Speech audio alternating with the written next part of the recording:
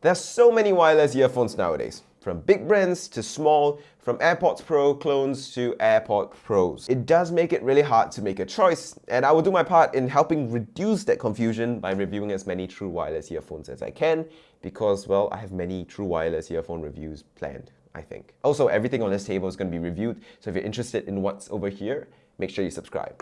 Let's get into it. So these earphones come in at about 165 Singapore dollars if you look for them in Singaporean shops like Challenger and stuff like that. And if you buy it from Amazon.sg or Lazada, it's also about that price. But if you get them from their website, it's substantially cheaper, coming in about 80 US dollars or about 100 Singapore dollars. So the question is, at that price, are they worth it? Well, that's the whole point of this video, right? Let's get into it. Let's start with the case, and well, I lost it. It's all right though, because the Grab driver who drove the Grab in which I left the case found it, and he's going to be returning it soon, so yay. However, that just means I don't have a case to shoot any video footage with, but it's nothing particularly special. Here's a picture. It's black and plastic and charges via USB-C. The build quality isn't phenomenal, but the battery life of the case is pretty good, giving me about 3 full charges of these wireless earphones. And the wireless earphones themselves can last a good 6 to 7 hours while listening at half volume with ANC activated, and that is pretty respectable and should be enough for the average consumer. So battery life is good. How about the comfort of these earphones? Well, it's quite nice. You get extra tips in the box if your ears are smaller or bigger than average, but the stock tips are comfy enough for me. They fit good, they don't drop out during workouts, and they are light and comfy, which is nice. You know what else is nice?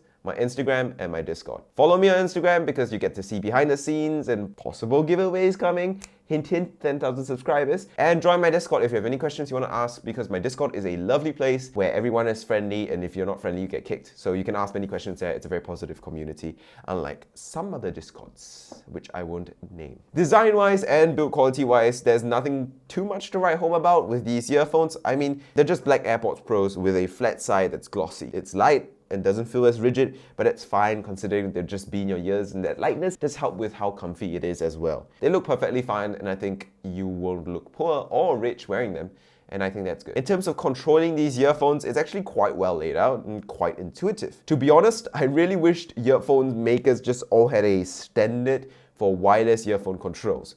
And if they did come up with a standard, they should really base it mostly on what they've done with this layout, because it's simple and effective. Volume control is a tap on the right and a tap on the left, while play pause is 2 taps on either side, and triple taps skip the song or rewinds it depending on whether you tap it on the right or left, respectively. Pressing and holding the earphones also switches between ANC mode and ambient sound mode and noise cancelling mode and normal mode. I listed 4 modes, but there's only 3 modes. I repeated ANC twice. I am dumb. But you get the point. You can swap between different modes, with ambient noise mode being mics recording the surroundings and pumping into your ears, and noise cancelling mode being, well, the ANC noise cancelling mode. It also pauses when you put these earphones out of your ears because it has a light sensor on them, so it detects the change of light and it pauses the music for you, which is appreciated, and it's a feature that you generally find on more pricier earphones, so it's good to see over here as well. Although there's a bit of lag in terms of how long it takes to pause the song, but it's not a big deal. It's better than nothing. Speaking of noise cancelling, this is where it actually struggles a little bit. There is hiss present, which is a problem with lower end ANC system, and it's noticeable, especially when the ANC is on and you don't play music. But once you start playing music, it's not an issue at all. You cannot hear the hiss, you cannot notice it, and it shouldn't be a big deal for most. For me, who likes putting on ANC earphones and just sitting in the traumatizing silence of my own damn thoughts, it is a bit of an issue, so it depends on what is your use case. Shouldn't be a big deal though, and it definitely doesn't struggle at cutting out surrounding noise at all, which is good. On the bus or on the train, the ambient noise is not an issue at all for these earphones, and with music playing, it's very good at cutting out those sounds from your train or your bus or wherever you are. And it's also pretty good at cutting out more volatile sounds like talking and chatter. Well, it can't cut it out completely, but it does a pretty good job at dampening these sounds from reaching your ears. Sound-wise, well, it's a pretty standard consumer earphone sound to it. It has a V-shaped sound signature and generally is quite bassy. This is clearly not an audiophile product, so I wouldn't go too in-depth in that aspect and act like it's an audiophile product, but here are some thoughts. Actually, it's still quite in-depth, my thoughts. Bass is definitely loud and present on these earphones, though it does get a little bit boomy at times because the decay of the bass on these do tend to linger a little bit longer than I would like, especially since I listen to so much hip-hop like EXO Tour Life and Off the Grid by Kanye. Like, these songs have strong and intense 808s, and in these songs the bass do tend to linger around a little bit too much for my tastes. But that's because I'm an audiophile used to fancy headphones. If you're someone who just wants booming, powerful bass for your workouts to feel hype, it's honestly something that you might like. Shouldn't be an issue for the average consumer, which is who these are targeted at. The mids in these are quite hidden, unfortunately, so vocals don't stand out as much as I like. So if you're that kind of person who really likes vocals to be, very intimate, might be an issue, especially if you like female vocals or higher pitched vocals, like when The Weeknd is singing in Hurricane off of Donda. Now, this is all personal preference. Yeah, the vocals are quite recessed, which is nothing wrong for a V-shaped style earphone and shouldn't be a big deal for the average consumer, once again. Treble-wise, it's quite alright. No notable sibilance, not super jarring, but also not super forward either. It does a pretty good job of making snares and hi-hats sound natural, so that's good. Now, the tuning of this earphone is definitely centered around making its bass powerful, and while it's quite strong for the audiophile bunch or for people who don't like bass, it might be too much. Although there's nothing too weird or discomforting about its sound. Sound signature aside, it does resolve detail pretty well. It has reasonable amounts of separation, and in songs with a lot of intricate details like Electric Feel by MGMT, I did find that it did resolve detail respectfully well. I could hear the little synths in the bottom left corner at least be there. It's not super detailed and intricate, but it's there and it does resolve it reasonably well. You can notice the differences, you can notice the details, which is respectable. Soundstage, however, of these earphones are quite narrow though, so the sound is quite intimate, although to some people it might feel cramped. It really depends on personal preference. If you like really expensive soundstage, if you really like your orchestras or instrumentals to feel like it's really laid out and around you, these might not be earphones for you, but at that point you're probably an audiophile and these earphones won't be in your watch list to begin with.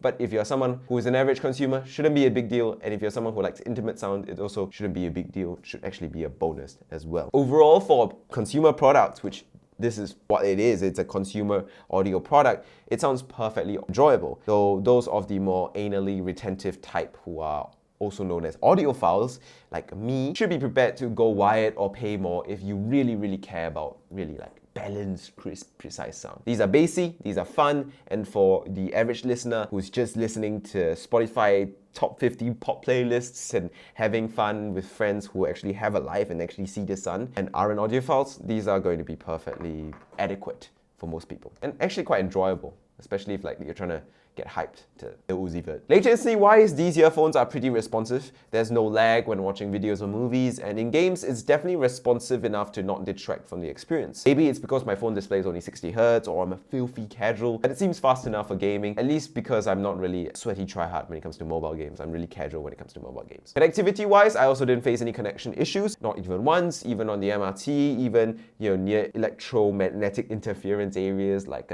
walking through scanners that prevent you from shoplifting, things like that. And I think this is an essential feature and an essential thing to point out, because even though it's 2021, there's still earphones that I'm reviewing, and I'm reviewing an earphone right now that have connectivity issues. I really think that any true wireless earphones worth its salt cannot have connectivity issues. It must hold a connection properly all the time, as if there was a singular wire from my ear to my phone. Seriously though, earphone makers, non-dropping connections are truly the base, the foundation, the essential of any wireless earphones. And the fact that there's still wireless earphones being sold today that have a lot of connectivity issues irks me and pisses me off, and these don't have connection issues. So good job, that's the basics. Good job, Earfun. So in conclusion then, should you buy the Earfun Air Pro 2s? Well, for the price they're listed on at Shopee or Lazada or Amazon in Singapore, and only in Singapore, because these are being sold in Singaporean shops and I could see them in Singaporean shops, which is 165 Singapore dollars, they're a bit difficult to recommend. I mean, it's too close to comfort to the admittedly last gen Sony WF-1000 XM3s, because those Sony earphones, despite being 3-4 years old at this point, are just so damn good. It's hard to recommend these over those when those come in at about 200 Singapore dollars because they are an older model. But for the price you can get these at on its website, which is 80 US dollars or about 110 Singapore dollars, and you can find these earphones for about 110 Singapore dollars in Singapore if you know where to look. I've seen it on some websites, and if you order it direct from their website, you probably can get it at that price as well. It's actually a pretty good purchase because it has ANC, good battery life, a pretty quality sound, and at the price of, I would say, 120 Singapore dollars at less, it's definitely an option that you want to consider, keep in your watch list, and definitely check out. At the very least, if not, buy them. It's definitely a good option if you get it at the right price, unless of course you don't like bass. in your earphone, which is also respectable. And with that, thank you guys so much for watching. Make sure you like, comment, and subscribe. And yeah, that's it for this video. It was pretty difficult to make. I mean, it's 5 a.m. right now. I'm not even lying. And yeah, making videos at 5 a.m., that's my life now, because I have to make videos before I go to work, and then go to work, and then I come home from work, and then I make more videos, and then I go to work, and then yeah, that's my life now. So if you appreciate my hustle, if you appreciate my work, make sure you like, subscribe, and comment. It's free, it's easy to do, and it supports the channel in the algorithm. It helps me grow. And once I hit 10,000 subscribers, there will be a pretty impressive giveaway coming very, very soon. It's not going to include this. This is for my cousin, the GMMK Pro. This video is coming very soon as well. Also, the review of this Huawei MateBook is also coming very soon. Like, I love this laptop. I've been using it for scripts for the last like few weeks, and it's just adore it. Okay, anyway, I'm gonna end this video here. Thank you guys so much for watching, and I'll see you guys very soon. Tomorrow, maybe? Adios, 再见, goodbye.